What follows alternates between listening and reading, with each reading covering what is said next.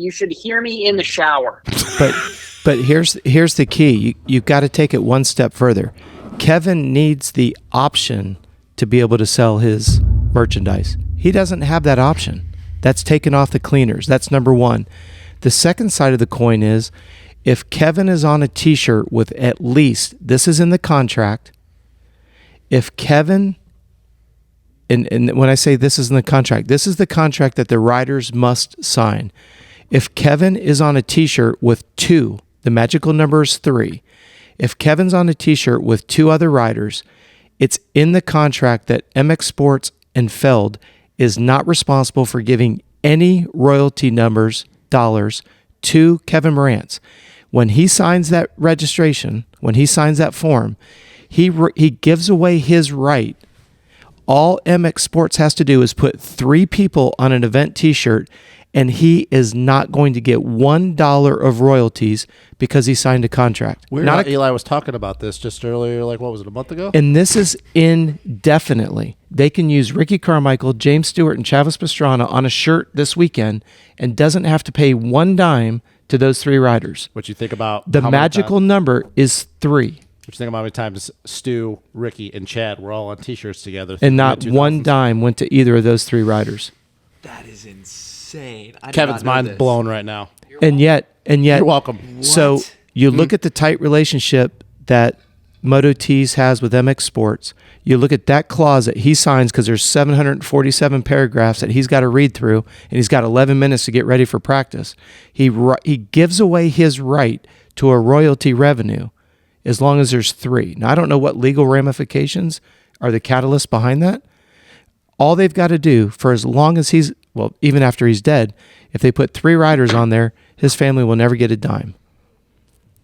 And it slips through the cracks, and yet all of us are on a vendetta to try to do something detrimental to the sport, and all we want is a 22-year-old man that's driving people to the stands for us to see. Every single time Kevin went by today, how many people looked? Oh, everybody was watching. Everybody. Every time he went by. I'm not saying this to embarrass him, and I'm sure he's aware of it.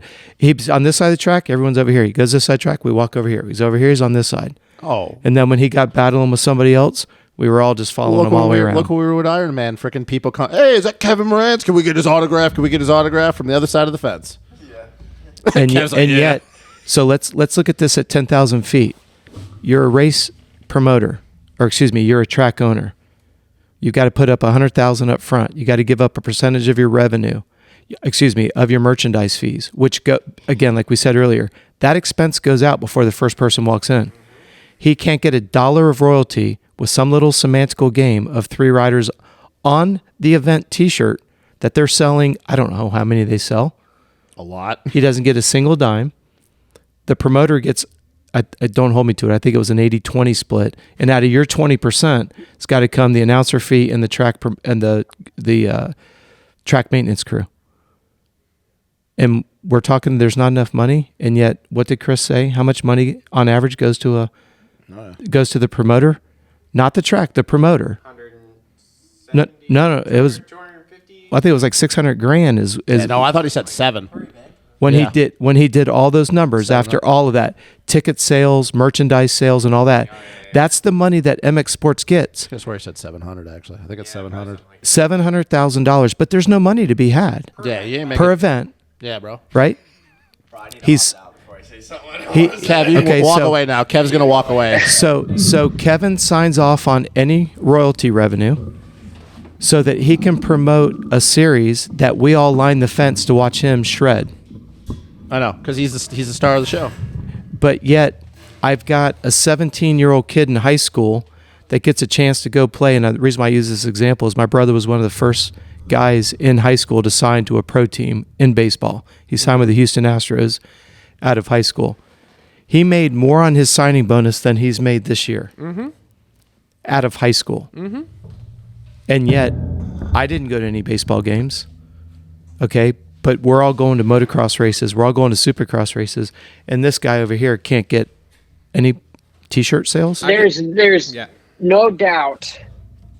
Sorry, go for it, Travis. No, I was just going to prove Coach's point of like, I could drive 2 hours east or 2 hours west, to go to a pro baseball game. Chicago Cubs, White Sox, Detroit Tigers. Either of them, 2 hours either way.